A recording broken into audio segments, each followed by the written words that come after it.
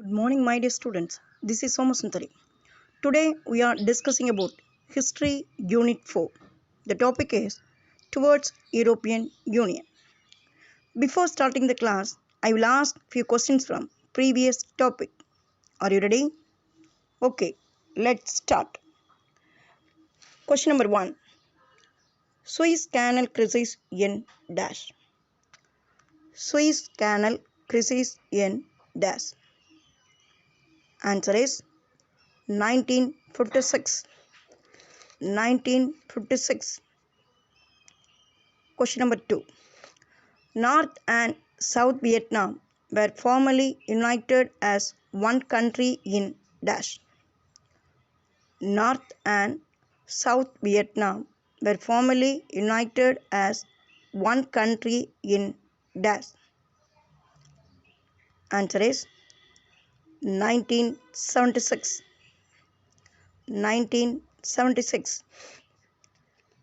Question number 3. Arafat was elected by the Central Council of the PLO as the first president of the State of Palestine on dash.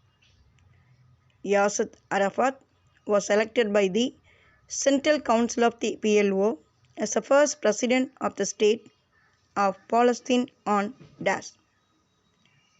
Answer is April 2, 1989. April 2, 1989. Question number 4. On 29th October, Israeli forces invaded dash.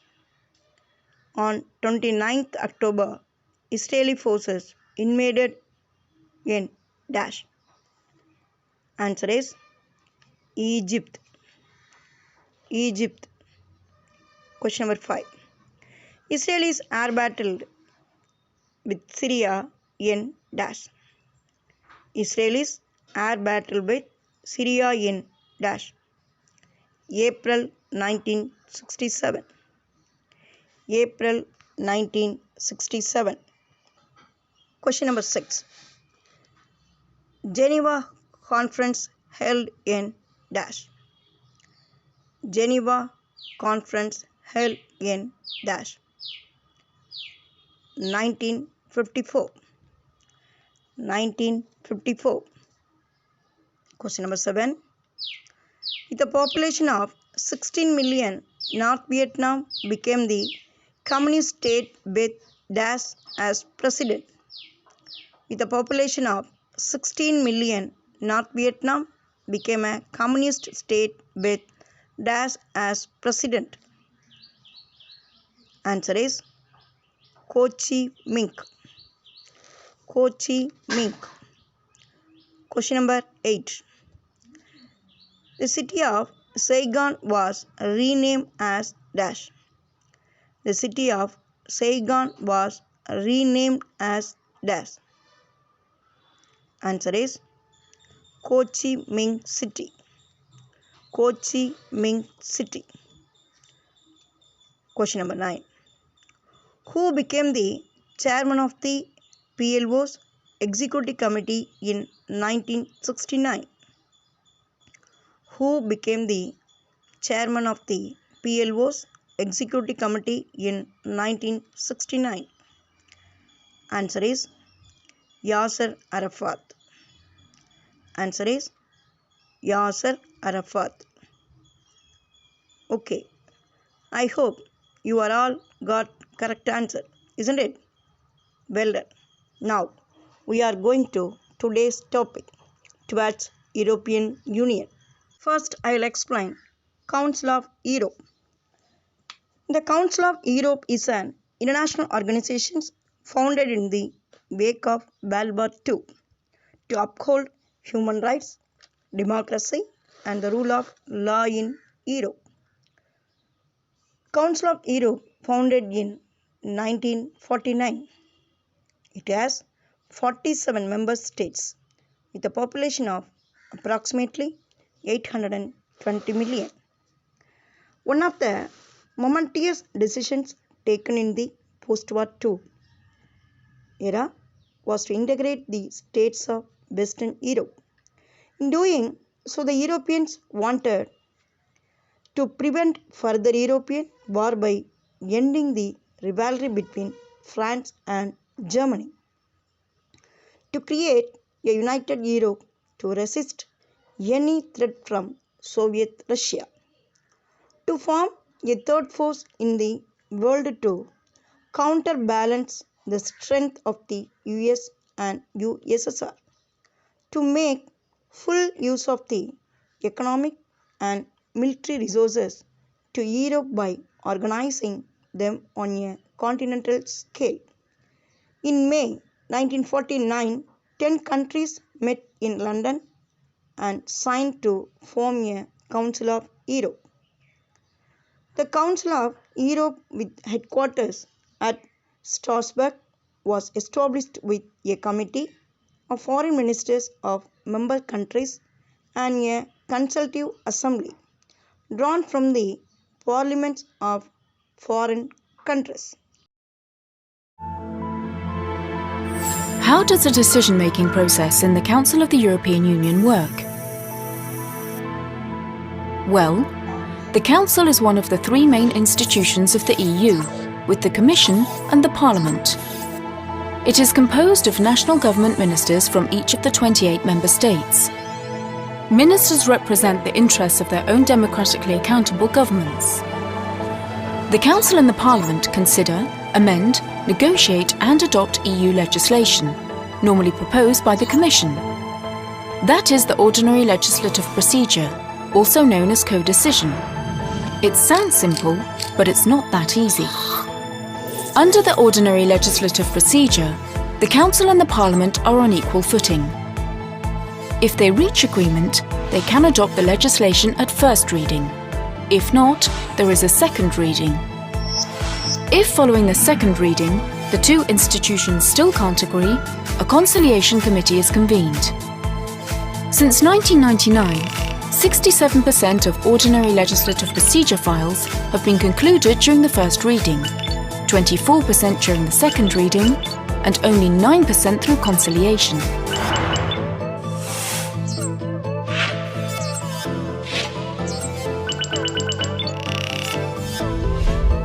There are two other procedures used for a few specific cases: the consent procedure and the consultation procedure. Once adopted, certain types of EU legislation then have to be incorporated into national law. Some are directly applicable, others take some time to become law for the 500 million citizens of the EU. How can ministers hold their national jobs and sit in the Council? Well, they get a little help. All the work of the Council is prepared or coordinated by the Permanent Representatives Committee, known as COREPER. COREPER is made up of member state representatives. In addition, the Council has more than 150 working parties and committees who also help. Phew, those ministers are human after all. In short, that's how decision-making in the Council of the EU works. Find out more on the website at concilium.europa.eu.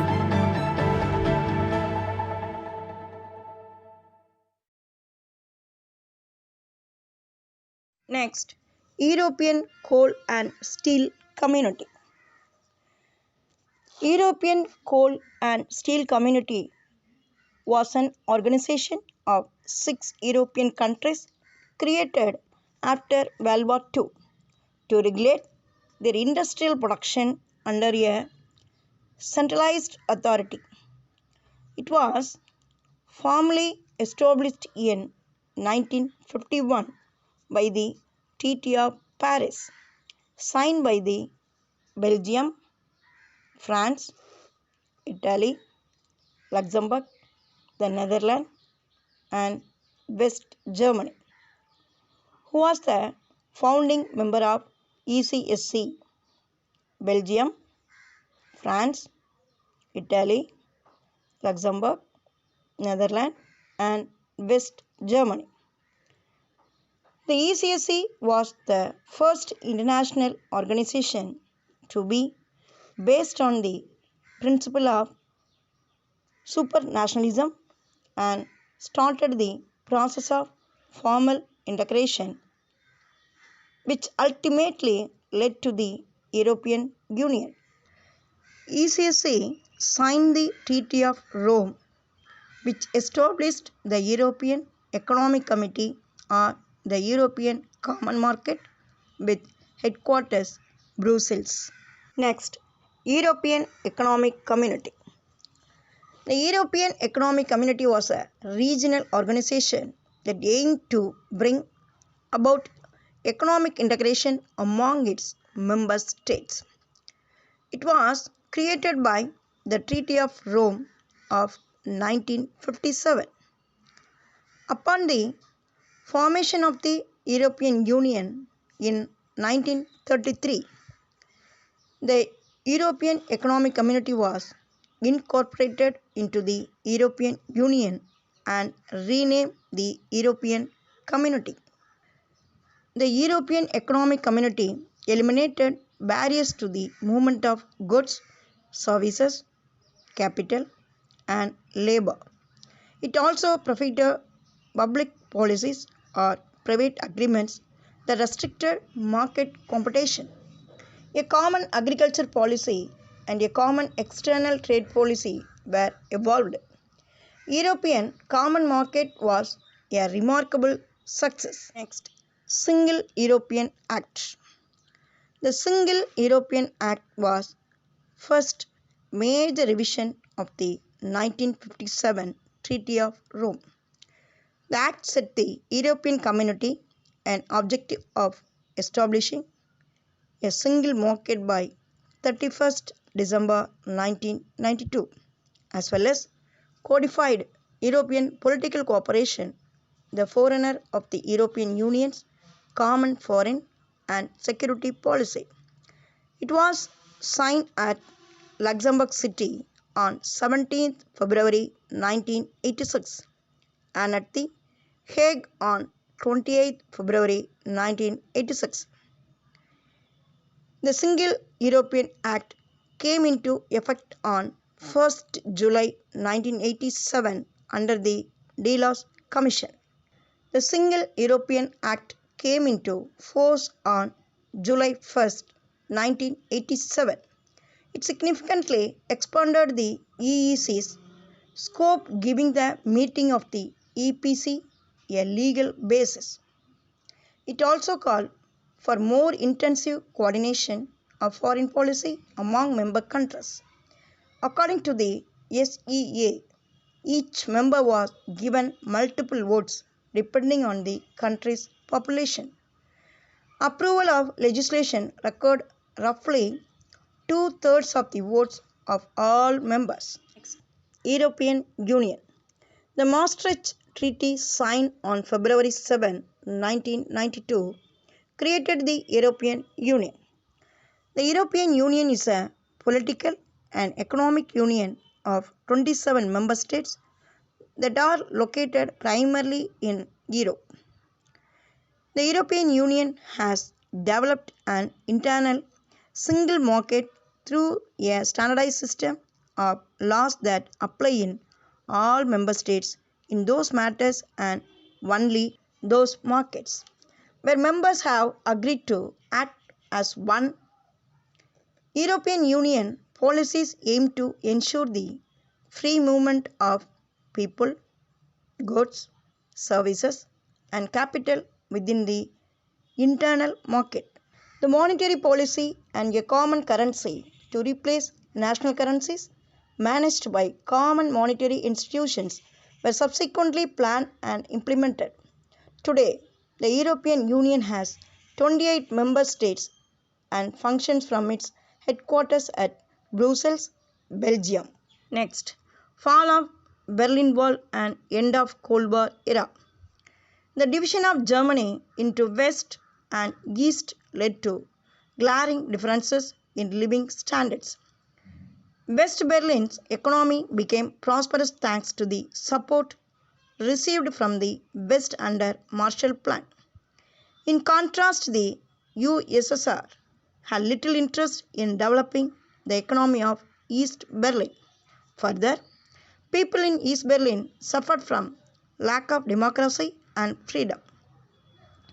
Therefore, people of East Berlin moved to West Berlin in large numbers. In West Berlin, on the other hand, there was a fear that the Soviets would use military force to take West Berlin. In this context, East Germany began to construct a wall in 1961, which virtually cut off West Berlin from East Berlin and the surrounding East German areas. It was heavily guarded with watchtowers and other lethal implements to stop people from the east. In the late 1980s, as USSR's hold over Eastern European countries was weakening, a mass of people assembled on 9th November 1989 on both sides of the wall and began to demolish it. Germany was officially reunited on 3rd October 1990. The Berlin Wall was more than just a physical barrier. It was a symbolic boundary between communism and capitalism.